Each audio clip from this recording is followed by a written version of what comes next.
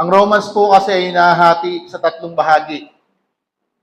Yung first 8 chapters po, binanggit po doon ni Paul sa mga kapatiran kung ano yung tunay na kalagayan ng mga tao na siya'y makasalanan, na siya'y mapapahamak at kailangan niya ng magliligtas. Yon ang kalagayan ng tao. At kasama po doon, hanggang sa pinag-aralan ng isang linggo, yung provision ng Diyos na ang taong makasalanan at mapapahamak ay may dumating na tagapagligtas. Walang iba kundi ang anak ng Diyos. Ngayon naman po, isa pang hati sa 16 na kabanata ng buong aklat ng Roma. First 8 chapters, ito po yung sinful condition of man and God's provision for us to be saved. Yung chapter 9 to 11 naman po, pag-alala sa bayang Israel. Okay? History ng Israel sa kanilang nakaraan, sa kasalukuyan, at sa future na magandang plano ng Panginoon sa bansang Israel. Then sa chapter 13 po, sa chapter 12, dito na po nag-umpisa talaga yung turo ni Paul para sa ating mga mananampalataya, both Jews and Gentiles, kung paano po tayong mamumuhay bilang mananampalataya ng Panginoong Hesus. Ngayon, panglampas ng kalahati ng Book of Romans. No? At ito po ay binubuo ng 33 verses. Tatapusin ko na po. Kasi po, ang gandang pag-aralan. At bagamat marami pong nalilito sa aklat na ito, sa bahaging ito ng Roma, ay tignan po natin yung mga katotohanan. No? Kasi po, ang nais po ng Panginoon, yung kanyang pangako kay Abraham, tutuparin niya sa pamamagitan ng bansang Israel. Kaya sa next 3 weeks po, tututukan po natin yung chapter 9 to 11, talking about Israel and the Jewish people. Kung paano yung magandang plano ng Panginoon ay hindi mawawala. Yung kanyang pangako kay Abraham na pagpapalain niya ang bansang Israel at pagpapalain ng ibang mga bansa sa pamamagitan niya ay andun ang katuparan ng Panginoon. Kasi po, marami pong nagsasabi na pinalitan na daw ng church ang Israel. Hindi. Nananatili po ang Israel is God's chosen people. The church is the bride, but still the covenant of God with Abraham and his people still remains. Ang title po ng message ay God's Sovereign Choice. Ang tinutukoy pong pinili po dito ay walang iba kundi ang bansang Israel. Ang bansang Israel po, hindi po siya kasama sa mga naunang bansa. Nag-umpisa lamang po ang bansang Israel sa lahi ni Abraham. Si Abraham po kasi ay galing po siya sa Mesopotamia, present-day Iraq. So wala pa pong lahing Israel noong mga time na yon.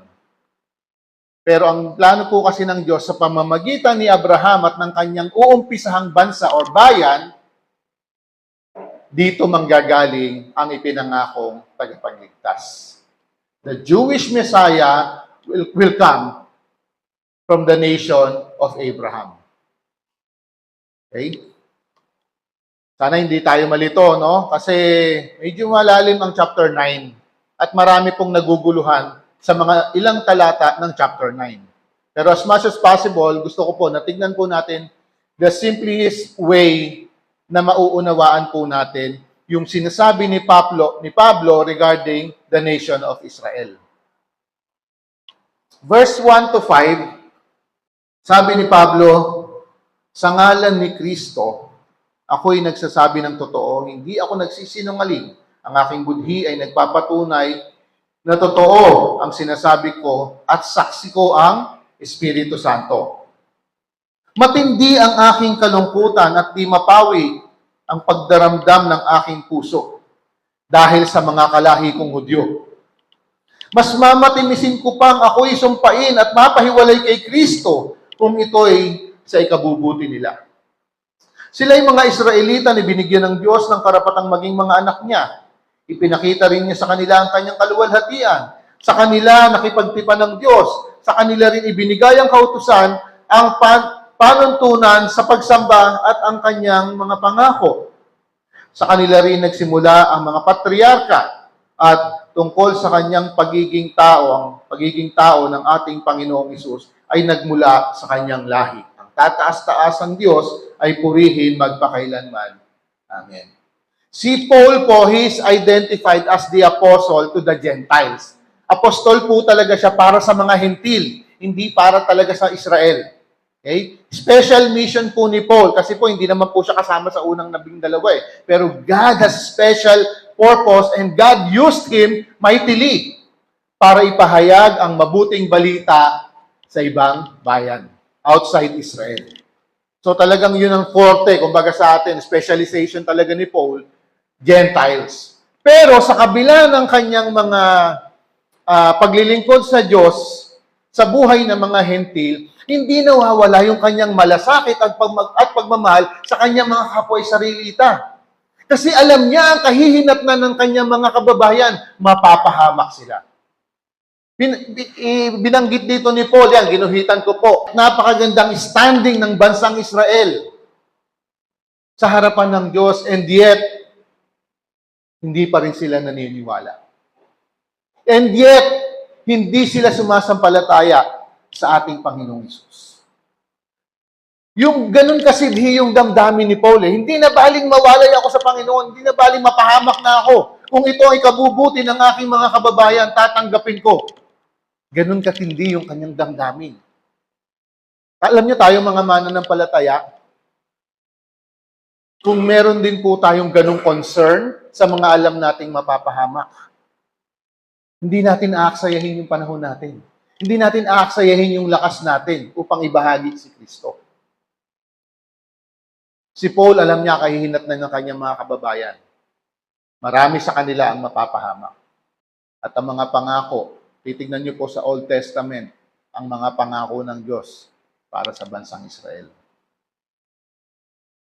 At ang pinakamaganda nito, ang tagapagligtas ng sangkatauhan ay nagmula sa bayan na ito.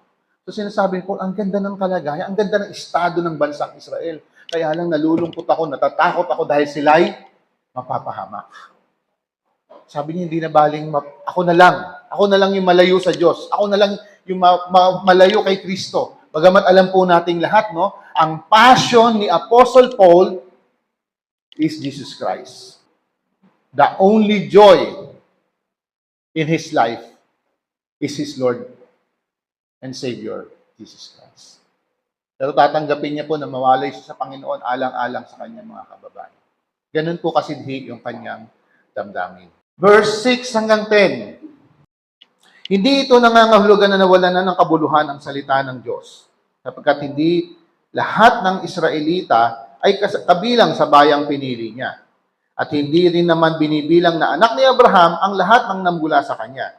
Ganito ang sinasabi ng Diyos, magmumula kay Isaac ang ibibilang na lahi mo. Kaya, hindi lahat ng anak ni Abraham ay ibinilang na anak ng Diyos. Hindi iyon lamang mga ayon sa pangako ng Diyos. Sapagkat ganito ang pangako, babalik ako sa isang taon na ganito ring panahon at magkakaanak ng isang lalaki, si Sarah. At hindi lamang iyon, kahit na iisa lamang ang ama ng dalawang anak ni Rebecca, na walang iba kundi ang ating ninunong si Isaac. Doon muna ako titigil. Okay? Sabi po dito sa binasa ko sa 6 to 10, hindi daw po lahat na nagmula kay Abraham ay anak o kasama sa bayang Israel. Mamaya po may illustration po ako na ipapakita dito. No? Hindi po komot galing ka o ninuno mo si Abraham, ikaw na ay pinili ng Diyos. Okay? Sino po ang ama ng pananampalataya? Si Abraham. Kaya ang anak niya ay yun lamang mga sumampalataya sa Diyos. Eh kung mga hindi sumampalataya, itong mga iniiyakan ni Paul, hindi ito mga anak kasi hindi sila sumampalataya. Okay? You are considered a child of Abraham if you have faith in God. Pero if you did not believe, if you reject Jesus Christ, talking about Israel, hindi ka anak ni Abraham. Sa pagiging anak po ng Diyos, andon, hindi nagbabago ang kasaysayan. Simula't simula hanggang wakas, ang kailangan upang maligtas ang isang tao ay sa pamamagitan ng pananampalataya. Faith alone. Old Testament in God, New Testament in Christ. Tuloy na natin. 11. Ipinakikilala ng ninunong si Isaac, ipinakikilala ng Diyos na ang kanyang pagpili ay ayon sa sarili niyang layunin at hindi gawa ng tao. Kaya't bago pa ipanganak ang mga bata at bago pa sila makagawa ng anumang mabuti o masama, sinabi na ng Diyos kay Rebecca, maglilingkod ang mas matanda sa nakababata. Ayon sa nasusulat, minahal ko si Jacob at kinapootan ko si Esau. Masasabi ba natin hindi makatarungan ng Diyos dahil dito? Hindi. Sapagkat ganito ang sabi niya kay Moises, mahahabag ako sa nais kong kahabagan at maaawa ako sa nais kong kaawaan. Maliwanag kong gayon na ang pasya ng Diyos ay nababatay sa kanyang habag at hindi sa kagustuhan o pagsisikap ng tao. Jesus Christ loved us. Jesus Christ gave His life for us, not because of our merit. Not because of what we did. Hindi kung dahil naging mabuti ka, hindi dahil sa naging kalugod-lugod ka sa kanyang harapan, hindi. Minahal niya tayo dahil yun ang kanyang likas. Okay? Gayon din po, dito sabi ko nga, medyo sensitibo itong mga talata na ito. Bakit gano'n? Parang may pinili. Bakit? Tignan po natin muna yung sumunod na illustration. Yan. Okay? Si Abraham po at si Sarah, napakatanda na nila at baog talaga si Sarah. Okay?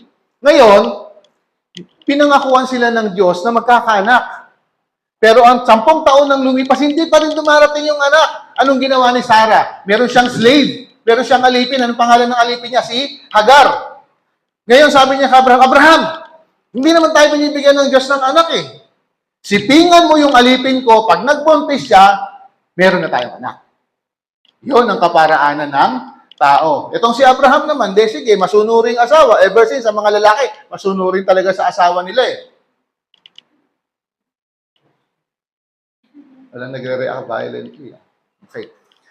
Ang ginawa ni Abraham, sinipingan niya si Hagar. Nagbuntis si Hagar na ang anak ay si Ishmael. Ngayon, dumating yung time, a year before manganak si Sarah, sinabi ng anghel, babalik ako next year. At magkakaanak na lalaki si Sarah. Doon na nga po dumating si Isaac. Ang pangako, sa binasa ko kanino daw? Sa anak ni Isaac. Nawala po sa picture si Ishmael. Actually, sa atin, nawala na. Pero, hindi po hinamak or pinabayaan ng Diyos si Ishmael. May promise pa rin. Kung mababasa po ninyo sa Genesis yan, nang si Hagar po'y lumayas, nakita ng anghel na andun ang blessing ng Diyos kay Ishmael. Sino ba alam niyo ba yung bansang, yung Ishmael, kung sino yan? It is the Arab nations. Yan yung mga Arabo. Yan yung mga Muslim. Okay? Ang covenant ng Diyos na kay Abraham para kay Isaac. Ngayon si Isaac po nag-asawa. At nagkaroon sila ng anak, kambal. So, panganay si Esau, unang lumabas si Esau, tapos si Jacob. Okay? I love Jacob, I hated Esau. Ito po ay keynote. Paul quoted this verse from Malachi. sa sulat ni Malakias, representing the nation of Israel and Edom. Okay? Si Esau, ang lahi po niya, Edomites. O yung Edom. Okay? Si Jacob po, ang lahi niya ay Israelites. Sabi ko nga po kanina, since the beginning, wala pa ang bansang Israel.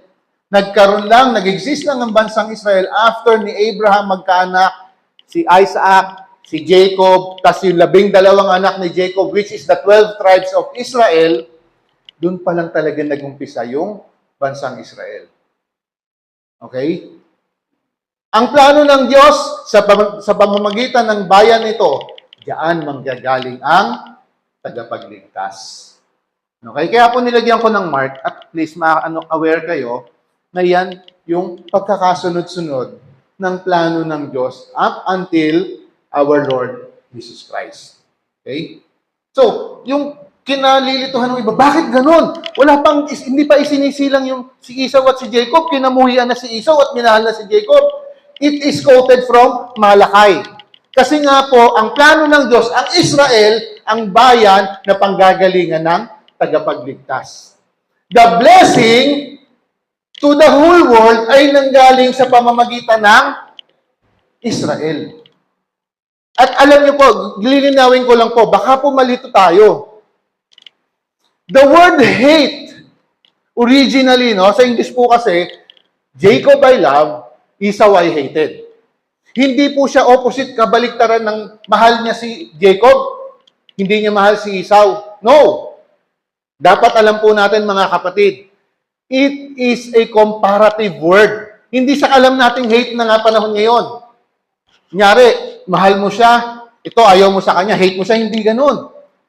It means God loves Jacob more than He loves Esau. Dapat po alam natin to dahil nung tayo po ay nagbautismo nung September 1, itong message ko po na Luke chapter 14. Sabi ng Panginoon, kung kayo'y nais na maging alagad ko, if you want to be my disciple, you hate your mother and your father. Galit ka, hindi mo sila mamahalin, kamuhumuhian mo sila, hindi. It's just giving emphasis ng Diyos na yung pagmamahal mo sa Kanya to the highest level, to the extreme, to the utmost, kaya niya sinasabing, love me, o love God with all your heart, mind, soul, and strength. Yung pagmamahal po natin sa Kanya talaga. Ibig sabihin nung, hate your mother and your father, ibig sabihin po nun, you love them less. Okay? Kasi po sa panahon natin, iba na po yung gamit ng hate. Di po ba? Sa biblical use po nito, loving less. Kasi it will contradict the nature of God. Kung sasabihin niyang you hate your mother and your father, ang sabi sa 10 utos di ba? Honor your mother and your father. In honoring them, you love them, you care for them, you respect them, you protect them, you provide for them, etc., etc.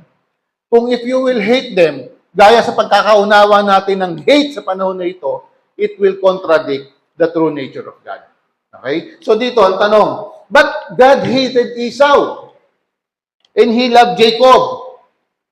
God still loved Esau. It's just that may plano kasi siya sa sa bansang Israel Okay? Kung babasahin po natin sa Genesis, ang angka ni Esau, ang Edomites, binless pa rin sila ng Panginoon. It's just that they are also as sinful as Israel.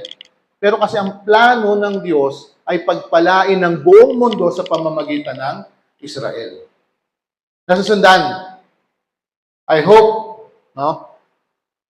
Si Ishmael, kahit hindi yan hindi siya kasama sa covenant kasi naging pamamaraan ng tao yan. Ang tagal naman bigay ni Lord yung anak natin. Sipingan mo na nga lang yung aking alipin. Naging anak si Ishmael. Pinabayaan ba ng Diyos? Hindi. Binless pa rin ng Diyos. So though God loved Jacob more than Esau, hindi niya po pinabayaan ang lahi ni Esau. Naging ideal na tao ba si Jacob? Naging ideal ba siya? Hindi nga eh. Si Jacob po, ano pa, alam niyo ibig sabihin ng pangalan Jacob? Deceiver, manlilinlang. Kasi nilinlang niya yung kuya niya, nilinlang niya yung tatay niya. Tapos sasabihin siya yung pinili ng Diyos, tinangin ng Diyos. No. It's because yung plano ng Diyos, kahit na ganun yung ugali ni Jacob, hindi mababali yung plano ng Diyos sa pagdating ng tagapagligtas. Okay? Tayo ba? Matuwid ba tayo? No. Pero sa kabila ng pagiging makasalanan natin sa harapan ng Diyos, pwede niya tayong gamitin mightily. Si Pablo, di ba? Look at Paul.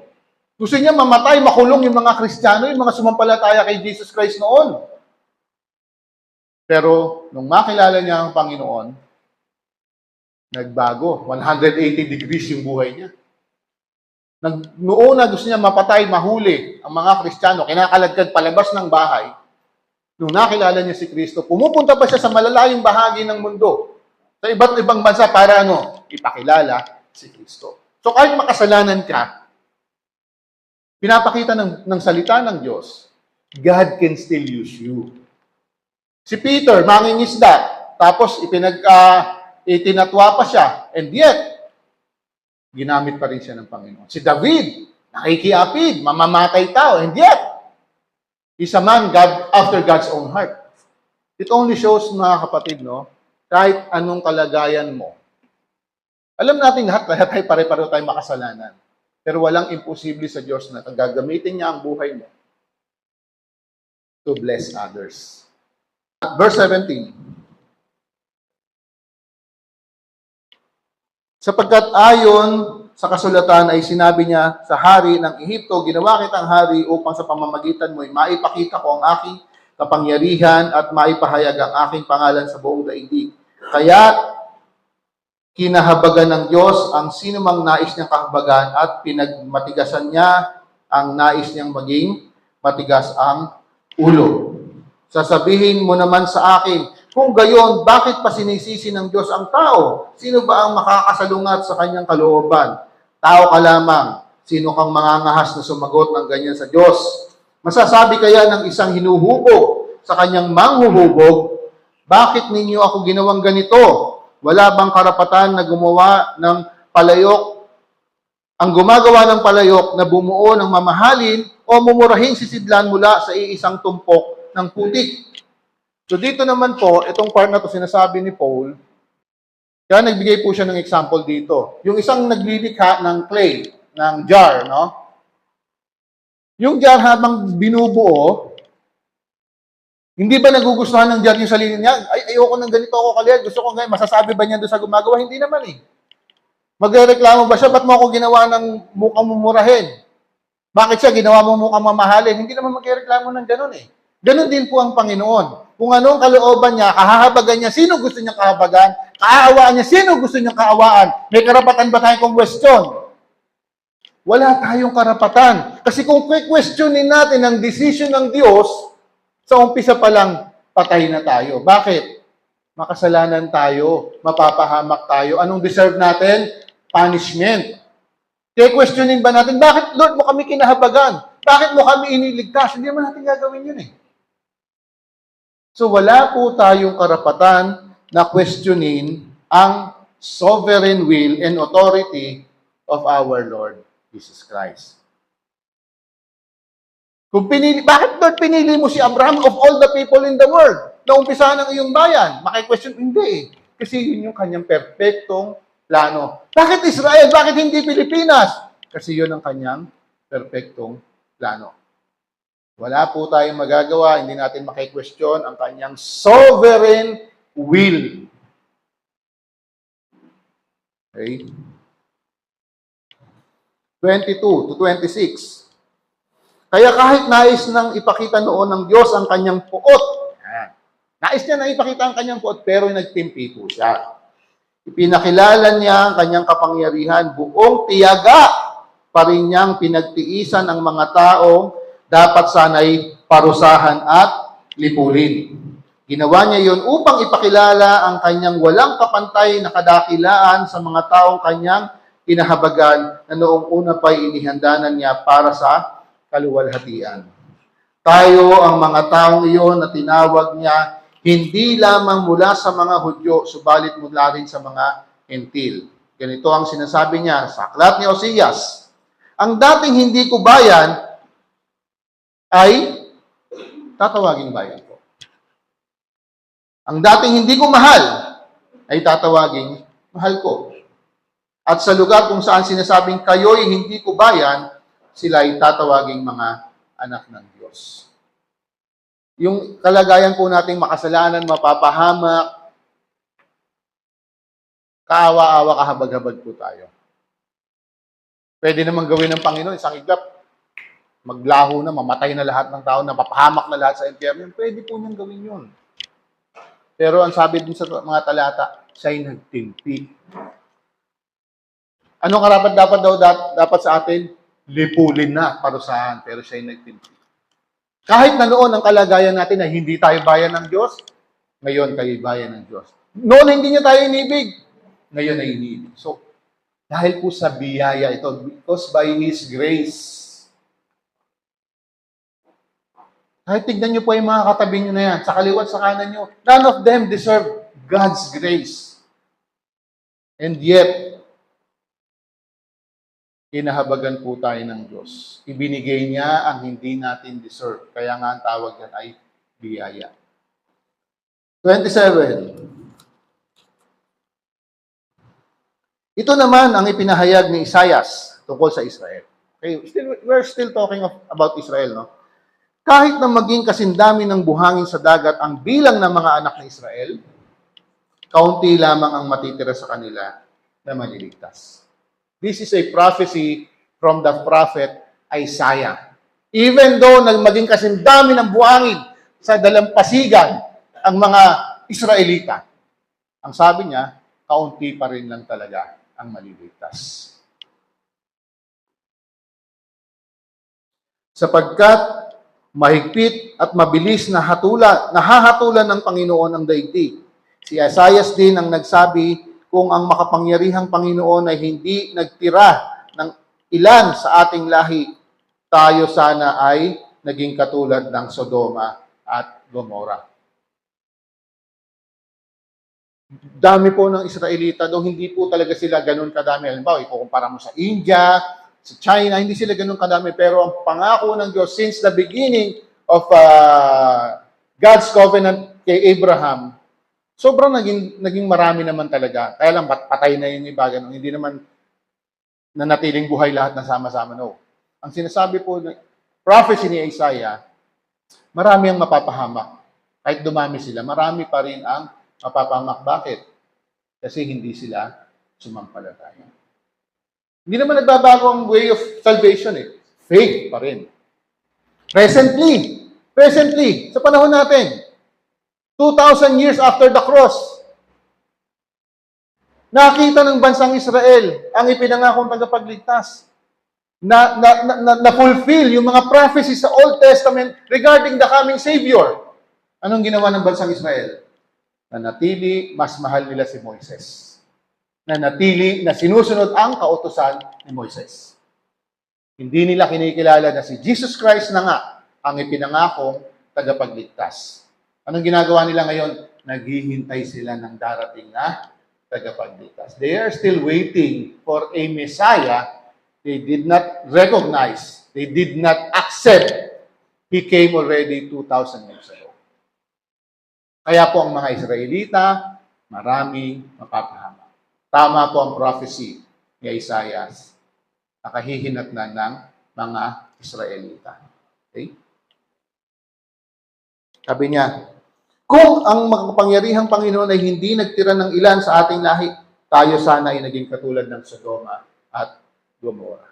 Diba? Inubos ang Sodom at Gomora dahil sa kanilang kasalanang kahalayan. Ang Israel, kahit naging makasalanan sila, may mga natira. Halimbawa mo na lang, kay Noe, diba? Ilan yung tinira? 8. Pero lahat pinatay sa pamamagitan ng baha. Sa panahon ni Esther, Kung inaaral niyo yung aklat na Esther, pwede na rin mamatay lahat ng Israelita pero hindi pinahintulot ng Diyos.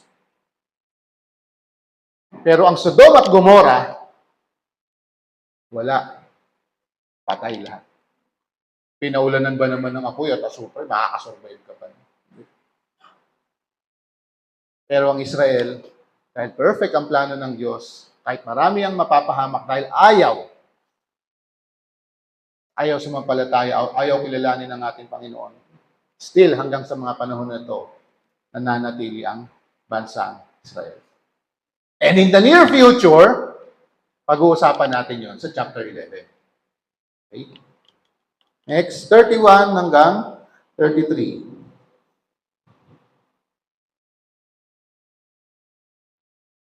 Ngunit, ano ngayon ang masasabi natin? Ang mga hentil na hindi nagsikap na maging matuwid sa harapan ng Diyos ay itinuring na matuwid sa pamamagitan ng pananampalataya.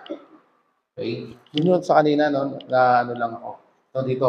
Ano ngayon ang masasabi natin? Ang mga hentil na hindi nagsikap na maging kalugod-lugod sa Diyos ay pinawalang sala niya sa pamamagitan ng pananampalataya. Okay? 31. Ngunit ang Israel naman, ito so kasama pa rin yung sinasabi na nabanggit ni Isaiah, no? Ngunit ang Israel naman, na nagsikap na maging matuwid sa harapan ng Diyos sa pamamagitan ng kautusan ay nabigo. Bakit? Dahil sinikap nilang kalugdan sila ng Diyos sa pamamagitan ng mga gawa at hindi sa pamamagitan ng pananampalataya. Natisod sila sa batong katitisuran tulad ng naisusulat, tingnan ninyo, naglalagay ako sa Zion ng batong katitisuran. Isang malaking bato na sa kanila ay magpapabuwal. Ngunit ang sumampalataya sa batong ito ay hindi mapapahiya. Jesus is the rock. Pero ang mga Israelita, gusto nila maging kalugod-lugod sila sa harapan ng Diyos. Anong ginagawa nila? Pagsunod sa kautusan. Paggawa ng mabuti. Ano ba ang hinihingi ng salita ng Diyos upang ang isang tao ay maging kalugod-lugod sa harapan ng Diyos, upang maging matuwid sa harapan ng Diyos? Pananampalataya lang.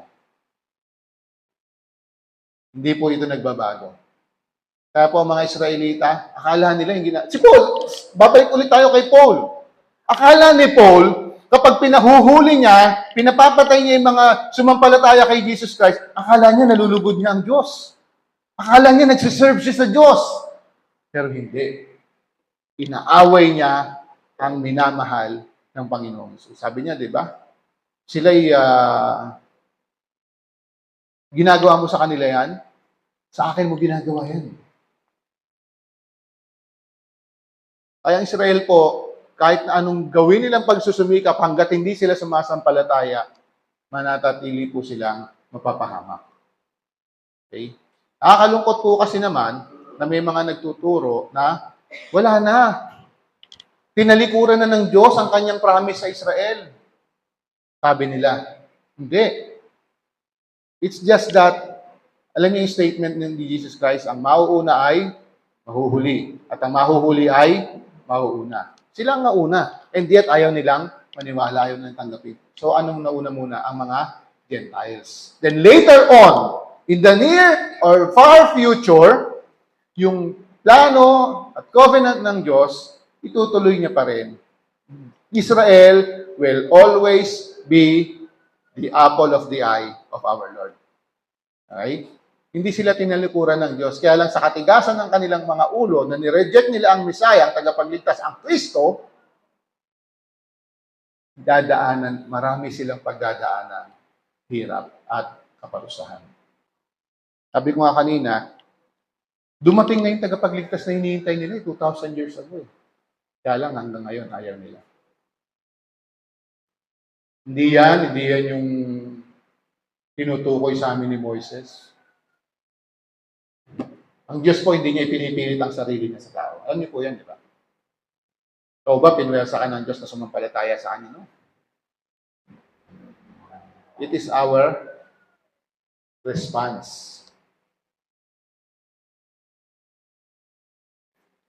May mga pinili ba ang Diyos?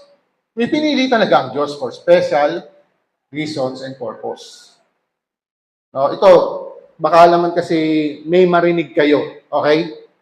Bibigyan ko na agad ng linaw in advance. Okay? May mga nagtuturo po kasi, using chapter 9 of Romans, na ang Diyos daw ay may pinili na maliligtas at may pinili mapapahamak. May mga nagtuturong ganyan. That's the very dangerous teaching na ang Diyos ay may piniling pupunta ng langit at may pinili siyang pupunta ng impyerno. Kaya ano nangyayari? Ilang consequences ng mga katuruan na yan? Hindi na nag-evangelize yung ibang church. Alam niyo bakit?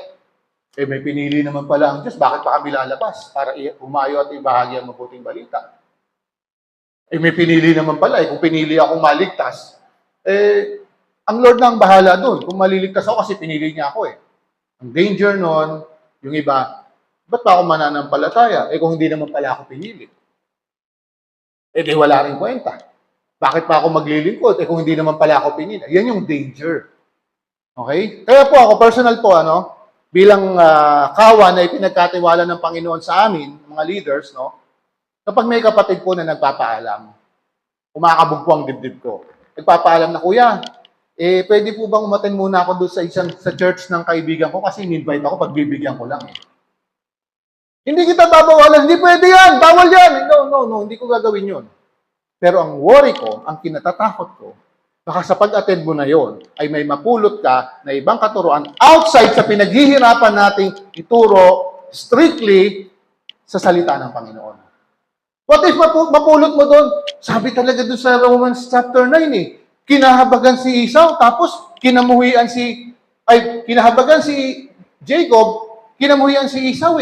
Ganyan din ang mangyayari sa tao. Pinili ng Diyos ang maliligtas, pinili niya mapapahamak. Kung gano'n ang mapulot mo doon outside, kami na nagsusumikap na ituro sa kung ano sinasabi talaga ng Biblia, tapos makakapulot ka sa labas. Okay? Kaya pag may magpapaalam, wala kang magagawa. Pagpe-pray ko na lang sana wala kang mapulot ng maling turo sa labas. Kasi ang ibang unawa dito, individual salvation . Yung Esau Jacob na yon, hindi. Kaya nga binibigyan din ko kanina, choice ng Diyos ang Israel kasi sa pamamagitan ng bayan na yan, darating ang tagapagligtas. So kung may marinig po kayong ganong turo, ulitin ko, totoo namang may pinili ang Diyos kasi may special purposes siya. May pinagagawa ang Diyos. Okay? Ngayon, paano ko malalaman kung pinili ako? Sumampalataya ka. Ano ba sinasabi ng Bible? Sumampalataya ka sa Panginoong Hesus. Maniwala ka na yung kanyang ginawa sa cross ay naging sapat para maligtas ka, mabayaran ang kasalanan mo, mapatawad ka, hindi tatanggapin mo ang kaligtasan. Believe in the Lord Jesus Christ and you will be saved. Because of our sins, Jesus Christ died on the cross, He was buried, on the third day, He rose again.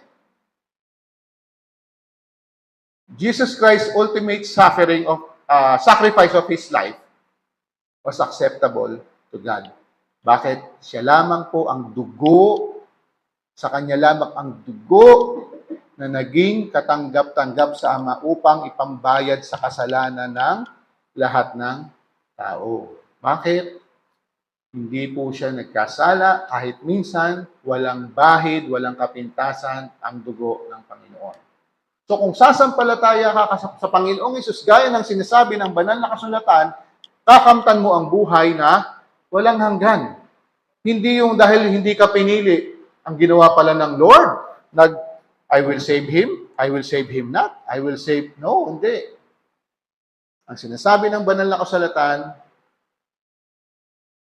believe in the Lord Jesus Christ, and you will be saved. Walang ibang paraan. Hindi ka kambal no na dapat magpapakabait ka para maligtas ka. Yung pagpapakabait ay bunga ng personal relationship mo sa Panginoon.